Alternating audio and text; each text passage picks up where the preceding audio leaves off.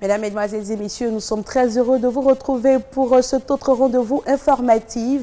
Merci de suivre l'actualité. Merci de suivre l'actualité du pays profond. Nous sommes aujourd'hui le 13 Muharram 1445 de l'Hégire, soit lundi 31 juillet 2023.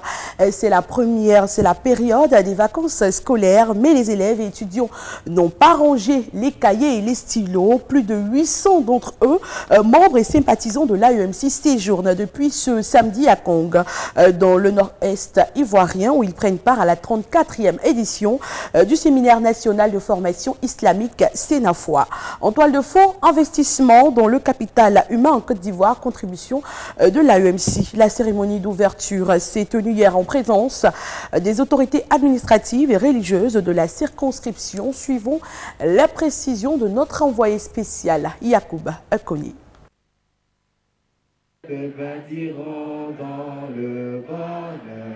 Environ 1000 jeunes qui reprennent les paroles de l'hymne national pour témoigner de leur volonté d'aiguiser les valeurs de citoyenneté pendant ces vacances scolaires, en même temps que les connaissances islamiques. L'effectif figure parmi les records du Sénafoi.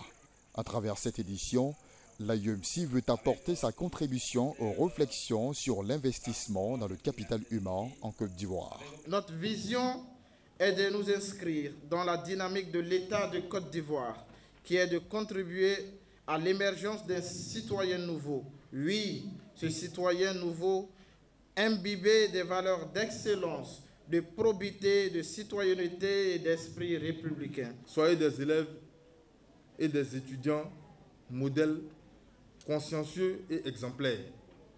Vous devez proscrire de vos comportements toute forme de violence. Vous devez bannir de vos agissements l'impolitesse et la concurrence dans la médiocrité. Un bon militant, c'est celui qui est respectueux de ses parents et de toute personne âgée. Un bon militant, c'est celui qui est brillant en classe. Un bon militant, c'est celui qui est exemplaire dans son entourage. Soyez de bons militants. Les autorités administratives, coutumières et religieuses ont, une fois de plus, témoigné leur soutien à la structure de jeunesse musulmane par leur présence. L'édition est parrainée par le ministre d'État, ministre de la Défense, Ténébi Raima Ouattara, fils de la localité. Nous vous souhaitons, au nom de monsieur le ministre d'État, d'être studieux, très concentré à l'effet de bénéficier des enseignements qui seront dispensés. Parce que la finalité, c'est vrai, accessoirement, vous pourrez découvrir Kong. Mais l'objet principal pour lequel vous êtes ici, c'est de venir vous former. Les dévanciers, quant à eux, ont félicité le bureau exécutif pour le travail abattu. Ils s'engagent davantage aux côtés de leurs cadets. Notre objectif est de prendre en charge cette année 150 bénéficiaires, 100 étudiants, dont 90 bourses étudiants et 10 bourses doctorants. 50 élèves bénéficieront, Inch'Allah, d'une prise en charge de scolarité. Avec la bénédiction des guides religieux locaux, au nom du Cheikh Oulaïma Ousmane Dakité, les séminaristes venus de toutes les régions du pays séjourneront dans la ville historique de Kong. Au programme du séminaire, des cours islamiques et managériaux, des activités sportives et des visites touristiques. Et après 7 jours passés en Israël dans un cadre de prière, plusieurs guides religieux de la ville de Bondoukou ont rejoint leur terre natale. Les populations ont organisé vendredi dernier une cérémonie d'accueil pour marquer le coup de cette première pour la ville. Le récit de Abdul Somad Zouri. Une fois n'est pas coutume à Bondoukou, les manifestations à caractère islamique revêtent un engouement particulier. C'est une véritable démonstration de force, une preuve de l'attachement scrupuleux des habitants de Bondoukou à la foi islamique.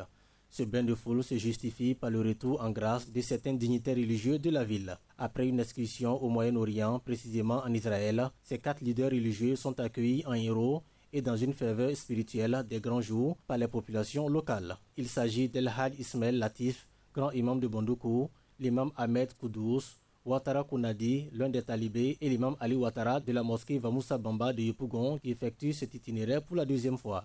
En terre israélienne, au-delà des paysages diversifiés, modernes et ancestraux que peut offrir le pays, ces 4 voyageurs y ont mis les pieds pour une tournée spirituelle. Outre la mosquée d'Al-Aqsa, 3e lieu saint de l'islam, Le pays contient de nombreux hauts lieux sacrés qui font de cette expédition un moment passionnant et unique pour ces religieux. Fort de cette expérience, ils sont reçus par les habitants de la ville dans une ambiance chaleureuse à la manière d'une cérémonie de réception après l'accomplissement du Hajj. En cette courte aventure, ces hommes de Dieu ont pris le soin de formuler des prières et des bénédictions pour les fils et filles de Bondoukou, mais aussi pour la Côte d'Ivoire. Une façon de contribuer par des prières à la décrispation des velléités de tension avant les joutes électorales et de consolider véritablement un climat de paix et de bon vivre dans le pays. À l'Union, fidèles et imams ont sollicité la clémence et le pardon d'Allah afin que soient agréées les prières contenues dans ce trajet. Ce cérémonial, marquant le retour des fidèles après un voyage en Israël, est la première du genre dans la ville aux 1000 mosquées. Et les mamans, dans le département de Gagnoa, localité située dans le centre-ouest ivoirien, étaient à l'honneur vendredi dernier. Une initiative du ministre de la Solidarité et de la lutte contre la pauvreté, une occasion pour les mamans d'évoquer la question de leur autonomisation. Suivons les précisions de notre correspondant dans la région, Lanciné Camara. Réunis dans un complexe hôtelier de Gagnoa, capitale de la cité du fromager, plus de 200 femmes du département ont été célébrées ce vendredi. Par la voix de leur porte-parole, les femmes s'engagent à accompagner la députée de Galébré pour la réussite de sa mission. Je voudrais dire à toutes les mamans de se lever et d'accompagner notre fille Miss Belmonde dans la mission qu'elle a, pour qu'elle puisse demeurer dans sa fonction et qu'elle puisse vraiment aider sa région. Et donc, nous, femmes du corps, nous allons soutenir Miss dans tout ce qu'elle va faire désormais. Et moi, je m'engage à ça. Une occasion pour l'hôte du jour, Miss Belmonde Dogo, d'échanger à bâton rompu avec ses sœurs afin de toucher du doigt leur réalité de vie. On n'est pas papier. On n'est pas arrivé loin à l'école. On a des enfants qui connaissent papier. On ne sait pas où les amener. Message reçu 5 sur 5 par la ministre de la Solidarité et de la lutte contre la pauvreté. En revanche, Miss Belmonde Dogo a invité ses sœurs à responsabiliser les enfants. Autant ça vous préoccupe, la question de vos enfants, de la jeunesse, mais ça préoccupe au plus haut niveau notre pays. C'est la préoccupation quotidienne du président de la République, raison pour laquelle il a fait de cette année 2023 l'année de la jeunesse, encourageant nos enfants à se diriger vers l'agence emploi jeune, à se connecter chaque jour que Dieu fait sur les plateformes de l'agence emploi jeune, et s'ils veulent postuler à des concours, qu'ils étudient.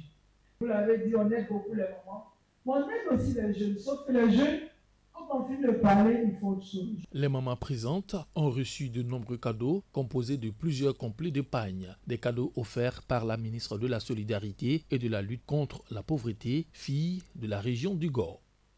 Réunis en atelier durant 3 jours dans la capitale politique, les présidents des organisations professionnelles de commerçants et les syndicats du secteur ont adopté ce vendredi dernier les textes pour la création de la mutuelle des commerçants de Côte d'Ivoire. Mussi, reportage.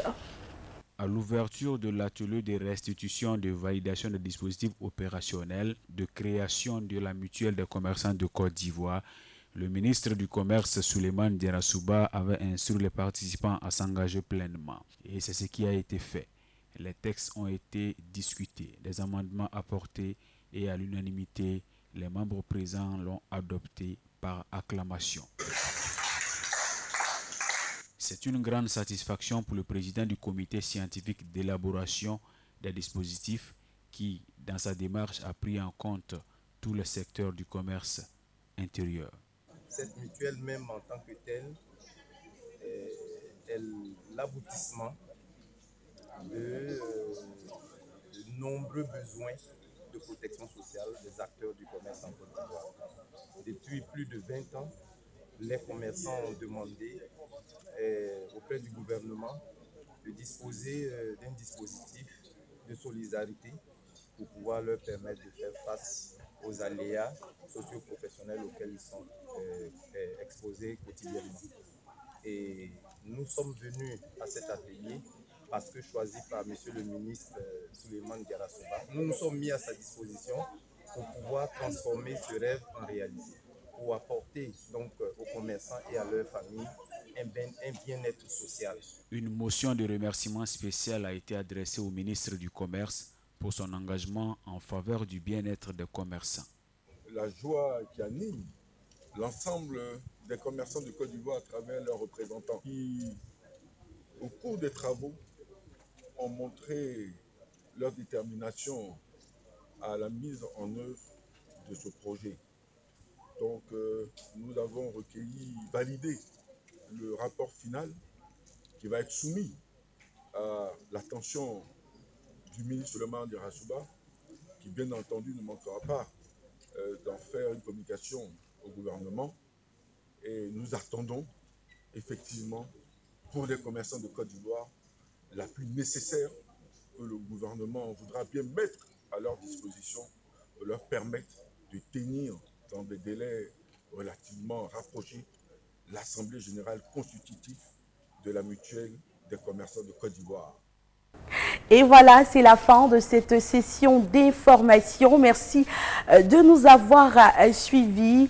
C'est le début de la semaine. On reste concentré dans l'atteinte de nos objectifs, nos défis et challenges à relever. D'ici là, portez-vous bien. Merci de rester scotché sur la chaîne de l'Islam éternel pour l'éternité.